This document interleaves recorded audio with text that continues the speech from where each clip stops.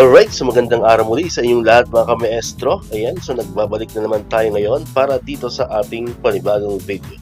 Pero bago natin talakayin itong ating video natin ngayon mga ka-maestro, kung bago ka pa lang dito sa aking YouTube channel, huwag mong kakalimutan na mag-like, mag-comment, mag-share at syempre, i-subscribe mo na rin itong ating YouTube channel, El Maestro Sir Anton Official. Ulitin ko po, pakisearch lamang sa inyong mga Google, sa inyong mga browser, sa inyong mga YouTube ng El Maestro Sir Anton Official at lalabas na po itong ating channel. Pakiclick lamang po ang subscribe button dyan kasi libre lang naman po yan, wala pong bayad yan. And syempre ang notification bell button, pakiclick na rin po para manonotify kayo. Always updated kayo every time na may mga bago tayong upload na video katulad nito. Alright, so nabanggit ko na kanina ka-maestro, meron tayo ngayong panibagong video. Sa video natin ngayon mga ka-maestro ay pag-usapan pa rin natin itong tungkol dito sa DepEd PBB 2022. Latest update po yan ngayong araw, June 28, 2024. Ayan, so nag-message po tayo sa PBB Secretariat.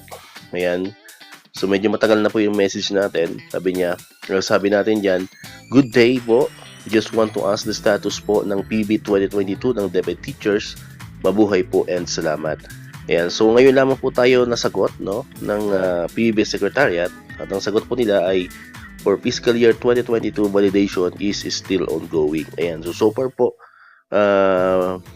ongoing pa rin po ang validation ng mga documents ng mga qualified personnel para sa DepEd PBB 2022. Ayan, so binabalidate siguro nila kung may mga duplication po ng entry ng mga pangalan.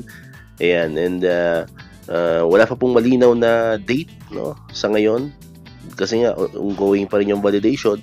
So as of the moment, as of today, June 28, 2024, wala pa po tayong clear na date kung kailan talaga natin matatanggap ang ating PBB 2022. So abang-abang lang po kayo dito sa aking channel, Pag may mga bagong development ay agad-agad po natin yung i-update dito sa ating channel. Kaya kung hindi ka pa nakapag-subscribe, subscribe ka na para ikaw yung unang makapanood ng mga videos na ina-upload natin. Katulad dito yung mga update about sa PBB. And syempre, click mo na rin ang notification bell button para ma-notify ka, updated ka pag may mga bago tayong uploaded na video. So muli, maraming salamat sa inyong panonood at pakikinig. Once again, El Maestro. See you on my next vlog. Bye-bye!